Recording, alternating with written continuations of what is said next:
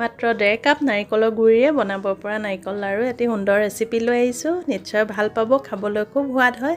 গতিকে আহকচোন ৰেচিপিটো চাওঁ। তাৰ বাবে মই প্ৰথমতে এখন ফ্ৰাই পেনত 6টা ইলাচি অলপ গৰম কৰি লৈছোঁ খুন্দিবৰ বাবে। আপোনালোকৰ যদি অলৰেডি খুন্দি থোৱা গুড়ি থাকে তেতিয়াহ'লে ব্যৱহাৰ কৰিব পাৰিব। আৰু ইলাচিকেইটা নমোৱাৰ পাছতে দিছোঁ মই 1 কাপ গুড় আৰু 1 কাপ পানী, আৰু এই গুড়খিনি অলপমান গলিবলৈ দিছোঁ। ফচফচীয়া গুড় হ'লে বেছি ভাল হয়, সোনকালেও গোল খাই যায় আৰু বেছি লিকটীয়া টাইপৰ নহয় বস্তুটো। আৰু এয়া গুড়খিনি গলিলে আৰু বেছি উতলিবলৈ দিয়া নাই, যিহেতু গুড়ত লেতেৰা আহে সেয়েহে মই চালনীত চাকি ল'লোঁ গুড়খিনি আৰু আকৌ ফ্ৰাইং পেনখনত দি দিছোঁ গুড়ৰ ৰসখিনি। এতিয়া এইখিনি অকণমান উতল আহিবলৈ দিছোঁ।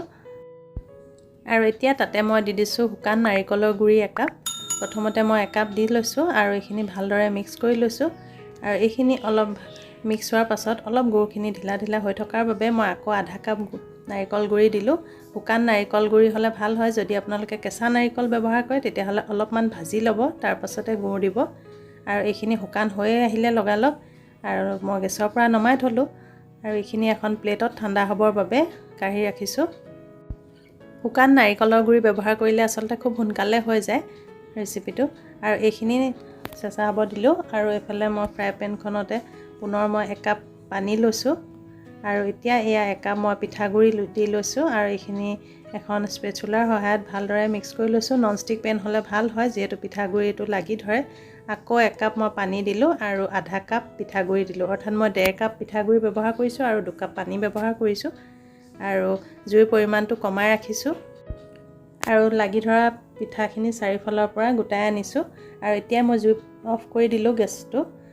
আৰু তাতে মই এতিয়া ঘি আধা চামুচ দি দিছোঁ কোমল হ'বৰ বাবে মিশ্ৰণটো। আৰু অলপ সময় মই এনেদৰে হেতাৰে মিক্স কৰি দিছোঁ ঘিখিনি। আৰু গেছটো অফেই আছে। আৰু 1-2 মিনিট ঠাণ্ডা হ'বলৈ দিয়াৰ পাছতে মই প্লেটত নমাই দিছোঁ পিঠাখিনি আৰু গৰমে গৰমে সানি লৈছোঁ, যিহেতু বেছি ঠাণ্ডা হৈ গ'লে টান হৈ যোৱাৰ চান্স থাকে। আৰু অলপমান মঠি লৈছোঁ এনেদৰে গৰমে গৰমে। আৰু এতিয়া হাতত অকণমান মই ঘি লগাই লৈছোঁ যাতে পিঠা হাতত লাগি নধৰে। আৰু এয়া পিঠা অলপ লৈ লৈছোঁ। আৰু পৰঠা বনাবলৈ যেনেদৰে মাজত পুৰ ভৰোৱা হয় তেনেকৈ মই যিখিনি নাৰিকল আগতে বনাই ৰাখিছিলোঁ গুড়ৰ সৈতে সেইখিনি এচামুচ লৈ লৈছোঁ পিঠাৰ মাজত। আৰু লাহেকৈ চাৰিওকাষ হেঁচি লাৰুৰ দৰে বন্ধ কৰি ল'ম আৰু ধুনীয়া এটা লাৰু বনাই ল'ম। খুব কম সময়ৰ প্ৰয়োজন হয় এনেদৰে লাৰু বনাবলৈ, আৰু খাবলৈও সোৱাদ হয় আৰু হেল্ডি হয়। এনেদৰে মই বাকীবোৰ লাৰু বনাই ল'ম। এই কামটো অলপ খৰকৈ কৰিব লাগে, পিঠাখিনি গৰম হৈ থাকোঁতে কৰিব লাগে, নহ'লে পিঠাখিনি ঠাণ্ডা হ'লে টান হৈ যাব।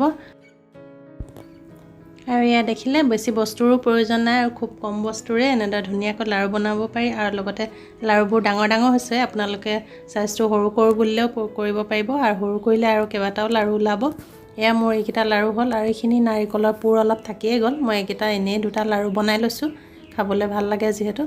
আৰু এতিয়া মই এটা চচপেনত পানী অলপ লৈ লৈছোঁ আৰু তাৰ ওপৰত ফুটা খৰাহীটো দি দিছোঁ। ফুটা খৰাহীটোত মই অকণমান ঘি সানি লৈছোঁ যাতে পিঠাও লাগি নধৰে। আৰু অলপ সময় উতলিবলৈ দিছোঁ যাতে ভাপটো ওপৰলৈ উঠি আহে। এতিয়া মই পানীখিনি তলৰ উতলিলে আৰু ওপৰলৈ ভাপটো উঠি আহিছে, আৰু লাৰুকেইটা মই ইয়াতে দি দিছোঁ। আৰু এতিয়া মই লাৰুকেইটা ভাপত দিম। বেছি সময় প্ৰয়োজনে নাই, মাত্ৰ 5 মিনিট সময় এনেদৰে ভাপত দিম। আৰু এয়া লাৰু ৰেডি হৈ গ'ল। খালি গৰমে গৰমে অলপ পিছল টাইপ হৈ থাকে, গৰমে গৰমে নুচুব, এনেদৰে ঠাণ্ডা হ'বলৈ দিব। তাৰপিছত খুব ধুনীয়া লাৰু এয়া, খাবলৈ খুব সোৱাদ হয়। আপোনালোকেও ঘৰত এবাৰ ট্ৰাই কৰিব আৰু কমেণ্ট কৰি জনাবলৈ নাপাহৰিব। আৰু লগতে যিসকলে চেনেলটো ছাবস্ক্ৰাইব কৰা নাই এতিয়ালৈকে তেওঁলোকে চেনেলটো ছাবস্ক্ৰাইব কৰি ল'ব আৰু কাষতে থকা বেলটো প্ৰেছ কৰি থ'ব, তেতিয়াহে মই দিয়াৰ লগে লগে ভিডিঅ' আপোনালোকে নটিফিকেশ্যন পাই যাব।